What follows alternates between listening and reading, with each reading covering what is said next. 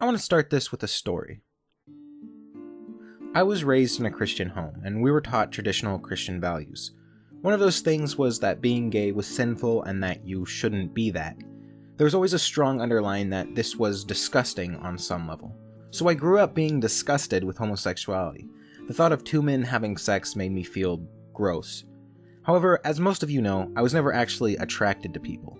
The first thing I had sexual feelings for were furry characters, namely Renamon from Digimon and Crystal from Star Fox.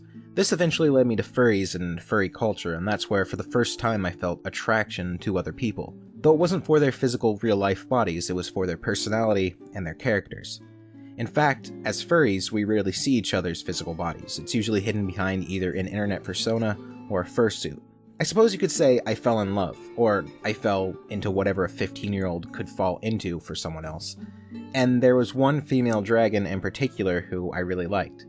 She seemed to like me, and we became pretty good friends. I wanted to make it something more, but as I learned more about her, I discovered something. Though her character was female, it was actually a male behind the computer screen.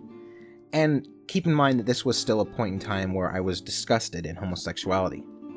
So this was emotionally conflicting for me, to say the least. I had fallen in love with this person and this character, but at the same time I didn't like other men. It made me question why I didn't like other men. Part of the reason I liked this person was because they were so easy to talk to, they were into the same things as me, a lot of which were male-dominated hobbies. So it wasn't like they were putting on some super effeminate character to try to trick me or something. I felt shallow because I liked him, I just didn't like that he was a man. But I realized that the only reason for that was because I was taught not to like men. There wasn't really an inherent reason why I shouldn't be open to being gay other than a religion that I barely believed in. So I had to make a decision. Do I care about someone's personality regardless of what their body is? And eventually, I decided that yes, I will like people I'm attracted to regardless of what sex they are. And having that door open made me realize that there were a few males that I had a crush on, though that developed later. So today I consider myself bisexual, liking both males and females, though I'm not really physically attracted to either. Now, there's a lot of talk over if sexuality is a choice, or if it's something programmed into you. And I feel like I have a bit of a unique perspective on it, being a furry and having what most people would consider an odd sexuality. And being part of the furry community, I've seen quite a few similar stories. For me, liking furries sexually was never a choice. It's always been like that, even before I knew what furries were. But I see plenty of people getting into the fandom for non-sexual reasons and then coming around to liking the sexual side of it. So in a way, they've chosen to have this certain type of sexuality. But I don't know if choice is exactly the right word. It's more like a conditioning. I suppose there's a choice to remain around these people that leads to developing that sexual fetish, or whatever you want to call it. But once you like something, it's not a choice to continue liking it. That's just a part of you now. So liking furries wasn't a choice for me, but I felt like being bisexual was. I made the choice that I was okay with males as long as I liked their personality. But even then, I guess you could say that I always liked them, I just chose not to beat myself up over it. But I see a lot of cases like this in the furry community. Most furries are bisexual, at least the ones that I've met. But they don't always start out that way. Sure, some are gay or bi when they come into the community, but I've seen a lot of straight men come into the community, and before long they make the decision that they're okay with other males. Now, how is this? If sexuality isn't a choice, then why does it seem like so many people are making the choice to change their sexuality? I believe that some part of it is a product of the environment you're in. About 75% of the furries I meet are male, and probably about half the females I meet are male as well, playing female characters. So it's possible that in an environment like that, people will develop a sexual preference for whatever they can get, essentially. I mean, at that point I'm not really sure if it's even a choice. Once again, it's a conditioning, but that doesn't make it any less real. I've also seen furries who are gay because they've been hurt by women so much. Certainly that's a choice, right? You choose not to be involved with women, then all you have left for companionship is males. You might wonder why I'm talking so much about furries. Well, the thing is, any fandom is sort of a microcosm for humanity. These things that happen in the furry community happen outside of it too. I've met lesbians who chose to be lesbians, not out of attraction to the female body, but more of a dislike of men in general, and then left with only women, they develop a taste for it. And once you have that, you can't help what you like.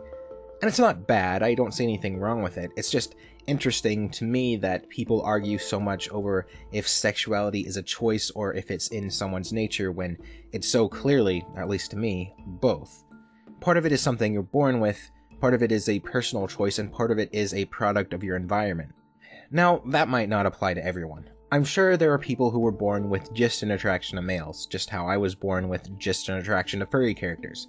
But the point is that it's different for every person. There's not one thing that's always correct. And that leads me to my second point, which is labels.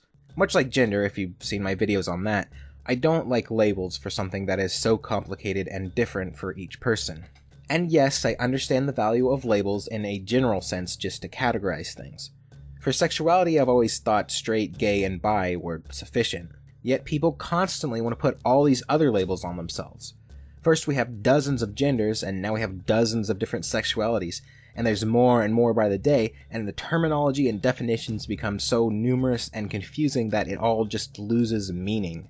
What do I mean by that? Well, let's take a look at two words that people have used to describe me. One of those being bisexual and the other being pansexual. So, as far as I know, pansexuals fall in love with a personality and bisexuals fall in love with physical appearance.